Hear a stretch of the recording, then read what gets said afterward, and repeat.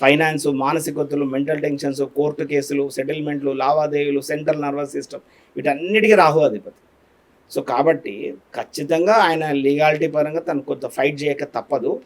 October తర్వాత మాత్రం ఏ కేసులు గీసులు ఏవి ఇక రావండి ఇక ఆయన కేసీఆర్ అక్కడి వరకు లాస్ట్కి ఏం కొట్లాడినా ఈ అక్టోబర్ వరకు. ఈ అక్టోబర్ తర్వాత ఆయన మంచి ఫేర్ బ్యాటిల్లోకి వెళ్ళిపోతాడు రాజకీయాల్లో. ఈ కేసులు గీసులు ఏవి దాంతో ఆయనకు అసలు సంబంధం కూడా ఉండదు, ఈ మానసిక ఒత్తిడి కూడా ఉండదు. కేటీఆర్ పరిస్థితి ఏంటి సార్?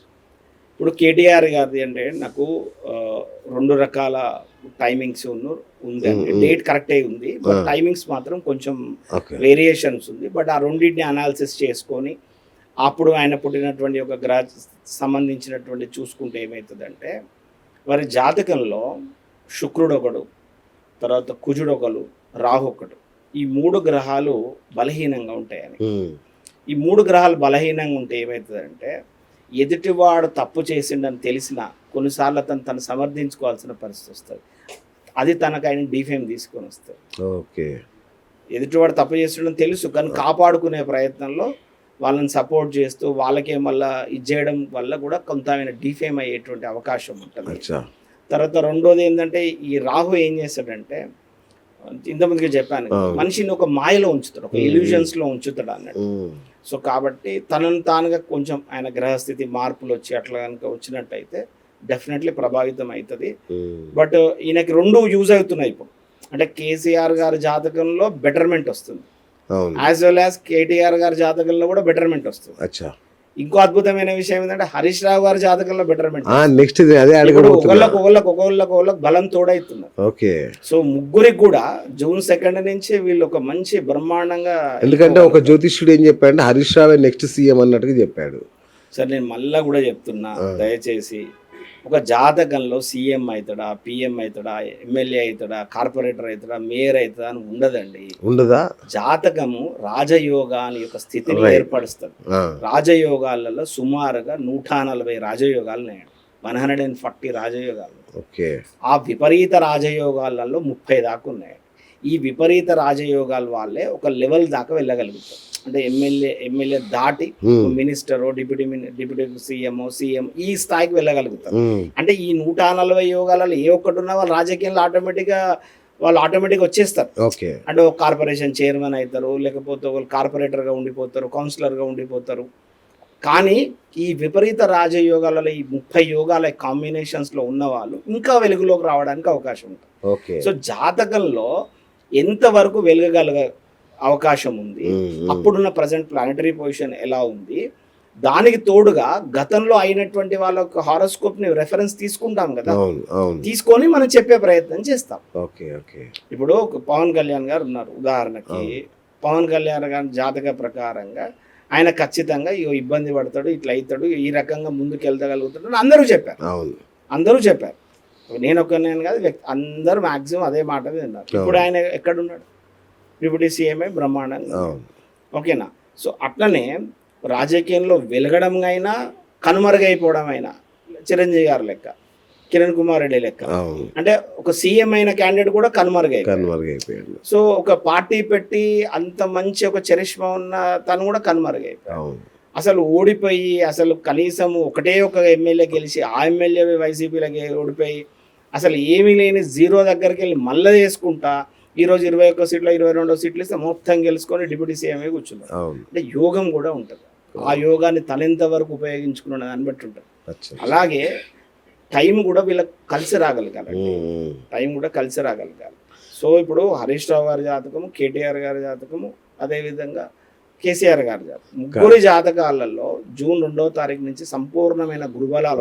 కవితక్క పేరు లేపేశారంటే నేను చెప్తున్నాను కదండి, ఆమె ఒక ఏలినాటి శని, అధికంగా శ్రమ చేయాల్సి వస్తుంది. వాస్తవంగా ఒక రాంగ్ డిసిషన్ తీసుకోకపోతే బాగుండేది. వాస్తవంగా ఇప్పుడు పార్టీ కూడా పెడతా అంటున్నారు కదా, ఏం ఉపయోగం ఉంటుంది. నేను ఏమన్నా అనుకున్నా వచ్చితే కానీ ఉపయోగం అయితే ఉంటుంది. ఎందుకంటే ఇప్పుడు ద్వాదశం నందు శని, అంటే ఏలినాటి శని ప్రారంభ దశలో భరణి నక్షత్రం కవిత గారు. ఇప్పుడు రేపు జన్మశనిలోకి వస్తుంది ఇంకొక 1.5 year తర్వాత. అప్పుడు పరిస్థితి ఏంటి? జన్మశనిలోకి వస్తే అనారోగ్య సమస్యలు ఉంటాయి, క్రానికల్ డిజీజెస్ వస్తాయి, అసలు మాటకు విలువ ఉండదు, తెరమరుగేటువంటి అవకాశాలు ఉంటాయి, ఇవన్నీ ఉంటాయి.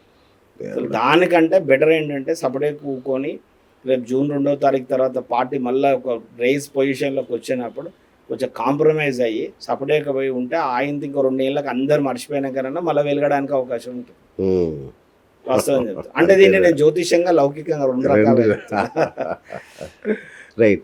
ఆంధ్రప్రదేశ్లో పవన్ కళ్యాణ్ ప్రస్తావన తెచ్చారు కాబట్టి వాళ్ళ జోడి ఎలా ఉంటది, మన బంధం నిలబడుతుందా? ఇప్పుడు ఇబ్బంది ఏం లేదు, ఎలాంటి ఇబ్బంది లేదు. ఓకే 2028 ఏప్రిల్ వరకు, ఓకే 2028 ఏప్రిల్ వరకు ఎలాంటి ఇబ్బంది లేదు. హ్యాపీగా గ్రోత్ వెళ్ళిపోతుంది. ఓకే ఏం లేదు. నేను మీరు ఇంటర్వ్యూలో మనం ఇంటర్వ్యూ చేసినప్పుడు మీరు ఫస్ట్ టైం ఇంటర్వ్యూ చేసినప్పుడు BJP, Janasena and Telugu Desam party ఈ 3 కలిసియే పోటీకి పోతుంది. చంద్రబాబు నాయుడు సీఎం అవుతాడని చెప్పిన ఫస్ట్ పర్సన్ కూడా నేను. మీరు అన్నారు, నాకు గుర్తుంది, ఇది కనుక జరిగితే అనే మాట కూడా అన్నారు. ఈ 3 కనుక జరుగుతూ ఇలా జరుగుతుంది అని చెప్పారు, చెప్పడం కూడా జరిగింది. అవునవునవును. ఓ అద్భుతం. ఇప్పుడు చూడండి కాలం ఎంత డిఫరెంట్గా ఉంటుందంటే, చంద్రబాబు నాయుడు సీఎం కావాలి, ఉదాహరణకు అనుకోండి, చంద్రబాబు నాయుడు గారు సీఎం కావాలి. పవన్ కళ్యాణ్ చంద్రబాబు నాయుడు కలవలేదు అప్పటికి ఇంకా. అవును. ఆ ఎదగే ముందు ఎదుటి వాడితోడో తప్పు చేయించి చంద్రబాబు నాయుడు తీసుకెళ్ళి జైలు వేయించి, అరే గంతటి వ్యక్తిని జైలు వేస్తారా అని పవన్ కళ్యాణ్ కోపం వచ్చి ఈయన మోడీ గారితో ఎన్డీఏ కూటమితోటి మధ్యలో రాయబారం నడిపించి జరిగిందని చెప్పి అందరు ఒక దగ్గరికి అయ్యి తనను ఊడగొట్టిళ్ళు. ఇప్పుడు కూడా అంతే. కేసీఆర్ గారికి జూన్ 2వ తారీఖు నుంచి టైం మంచిగా అవుతుందంటే ఈ టైం ఎట్లా మంచిగా అవుతుంది నేను కూడా చాలాసార్లు అనుకున్నాను. ఎట్లా మంచిగా అవుతుంది, ఎట్లా మంచిది అంటే రేవంత్ రెడ్డి గవర్నమెంట్ ఏదో తప్పటి అడిగేయాలి. ఇప్పుడు సిట్టుకు పిలుచుకొని ఇవన్నీ చేసి ఇంకా ఉల్టా వాళ్ళనే పెంచినట్టు. అంతే కదా. ఇప్పుడు ఇంకా అరెస్ట్ చేస్తే ఇంకా రేజ్ అయిపోతాడు. ఓకే.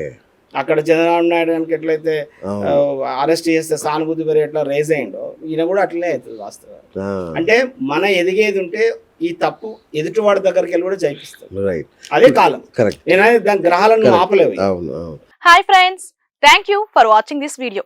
ఈ వీడియో గనుక మీకు నచ్చినట్లయితే దయచేసి లైక్ చేయండి, షేర్ చేయండి. ముఖ్యంగా మా ఛానల్ 24/7 న్యూస్ టీవీని సబ్స్క్రైబ్ చేసుకోండి. ఆ తర్వాత మీ విలువైన అభిప్రాయాల్ని, మార్పులు, చేర్పులు, కావాల్సిన వీడియో ఏమన్నా ఉంటే మన వీడియో కింద కామెంట్ సెక్షన్లో కామెంట్ రూపంలో తెలియజేయండి. నమస్కారం, సాయిదంచిక మాట్లాడుతున్నాను. ప్లీజ్ సబ్స్క్రైబ్, షేర్, లైక్ చేయండి 24/7 టీవీ ఛానల్. హాయ్ నమస్తే, నేను మీ Sonia Akula. Please subscribe to 24/7 news TV.